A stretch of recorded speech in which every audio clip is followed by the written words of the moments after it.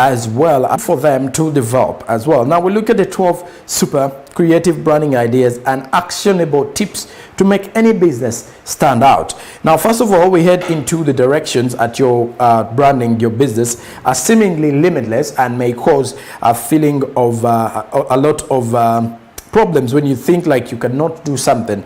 But anyway, what do we start with here? Creative branding ideas, why are they important? Now, before even going into it, the branding positions of your business creates a hopeful and a positive perception of it, or in simple terms, it actually gives you what we call identity. And the identity we're speaking of, if at all you're known to be selling shoes, you should give a brand that actually brings out some relation in what you do. Or mainly, if you're giving out your brand, make sure that the motto at least points at something that you do. Now we head into our first tip into branding in business. First is physical facet. Now the visual manifestation of a brand, such as a logo, colors, and a general image that comes to a mind of the consumer is what we call the physical facet. So when you're branding, first look at the logos that you're going to use for your product or for your business entity as well. Or if at all you're a service provider, look at the logo that you want, all the colors that you're going to use into it. This may be in terms of the imagery that you're going to be using, and then anything else. They say a lot about your business. All right, now moving on to the next one is branding personality. Now, what personality is actually perceived is by the consumer and the brand that possesses it. In most cases, if at all your personality is actually sideways away from what your brand actually has to offer, then you're definitely going to find some bigger problem, because the consumer would have either way stories regarding your brand as a whole or your business entity in that particular aspect. Now moving on, we also head to brand relationships. Now this one actually says that the manner in which brand and its audiences communicate with each other is quite important.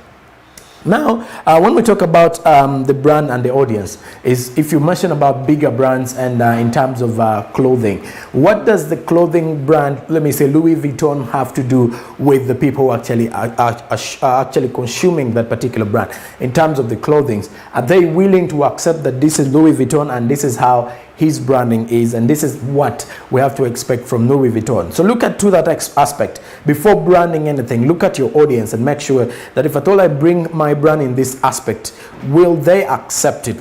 How will I have consumers to actually buy this particular product, or will they actually access my services that I'm actually providing to the community?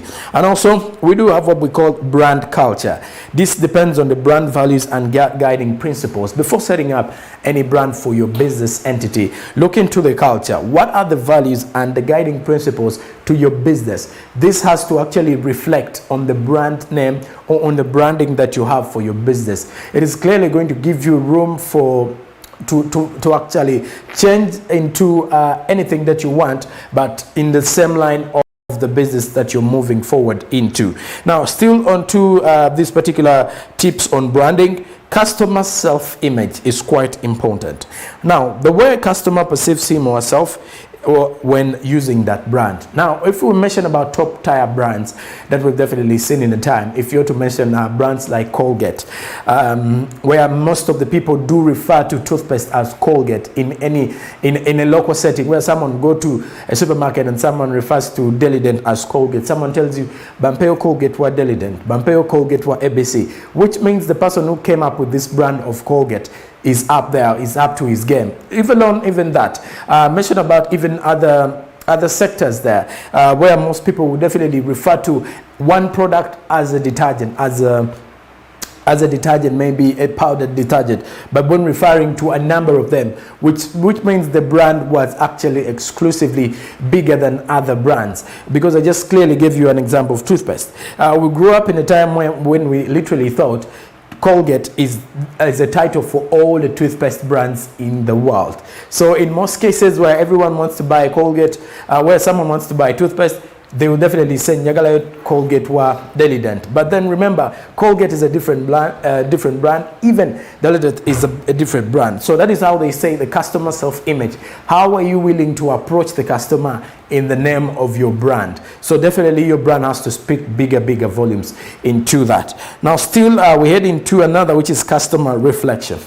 Now about customers who use the brand, how do they reflect with it, or how do they interact with it? How do they use your brand, and how proud are they when they're mentioning about you and your brand? So we're speaking of all of this, and in terms of this, as a good branding position is constituted by unwavering belief on behalf of your audience that you are helping solve their problems like no one else. They definitely search for a business that can definitely give them what they need and over, and definitely which is giving you done. Now let's look at defining your unique branding ideas and how you can definitely define them. Now, businesses with poor company branding pay 10% higher of salaries. This is according to research. Now, what does your brand do and why? Now we're looking into situations of defining and your unique branding processes. If at all you're looking into making sure that you start up your own brand, what does your brand do and why? These are some of the questions you need to ask yourself before you open up a brand. Now the answer to this question seems much clearer when starting out, and then it gets muddier or quite difficult over time. Now notice the emphasis on present tense. There is need to dwell on what your brand used to do or what it will do. Then try out, write down the answers you can think of. Also, what does it do? What does it do whenever something is happening? So before you open up, before you bring out your brand name, look into the aspect of what does my brand do? What is my target audience? What do I want to approach? And then look into names that you want to create, because we've seen other people actually coming up with brands, and after joining up their names, and it's actually it's actually booming in the line of business. And the second question you need to ask yourself is, who is what are you doing? Who is it for? Or what is the brand made for? Have you actually defined this yet? Because in terms of this, who are your customers? You need to target the customers, like I did mention, because if you're setting up a brand, maybe you're selling shoes, look at the target audience. If you're targeting young children in an aspect of it, look for a name that is actually going to be suitable for the type of audience in terms of the brand. Not looking for a way fetched name to actually call out your branding, or actually call out your business, because it will actually affect your business in one way or the other, because it will not be reaching out to the customers that you want to target. Now the other would be, what problem does it solve for the people? Now in terms of service providing, or even in terms of business entities, like any entrepreneur, you always need to be a problem solver in any aspect. So you have to look into it and see, if at all I'm starting up my brand, how is it going to solve the problem with my people? Which people am I targeting here? And how am I going to walk away with and solve how am I going to have solutions to their problems? So look into that. Now the brand is not a selling product. No, it isn't. But either is it a way of selling egos, but it can actually help you out in actually selling out humanity in terms of it, because it will sell or solve a problem that is currently there, because an entrepreneur is always problem solving in terms of the business way and in the business world. And then lastly, what does your brand stand for? Quite a bigger question here. What does it stand for? Is it standing for a business entity? Is it standing for, let me say, government entity? These are some of the questions you need to ask for yourself. Whenever you plan your next step as a company, try to make it consistent with your brand, with your branding. Now ask yourself, is it in line with your values and beliefs? Because if at all your brand is standing for something else and yet you're dealing with something else, it is actually going to cause some conflicting loyalty between you and yourself, which will definitely lead to a crash in terms of maintaining a stable brand to keep your business entity. But nevertheless, branding is quite important for your business, because it gives you an identity and it makes sure you actually learn how to run your business, because it gives you a source of foundation that this is how I'm definitely going to be carrying out with my business. You've seen a number of brands that are actually living out there, and most of the people are actually turning around the branding just to tap into the market. We mentioned about bigger brands like, let me say, Adidas. You've seen some of the shirts having Abibas, so you could clearly see some people are trying to change this particular branding. But if you're looking for quality,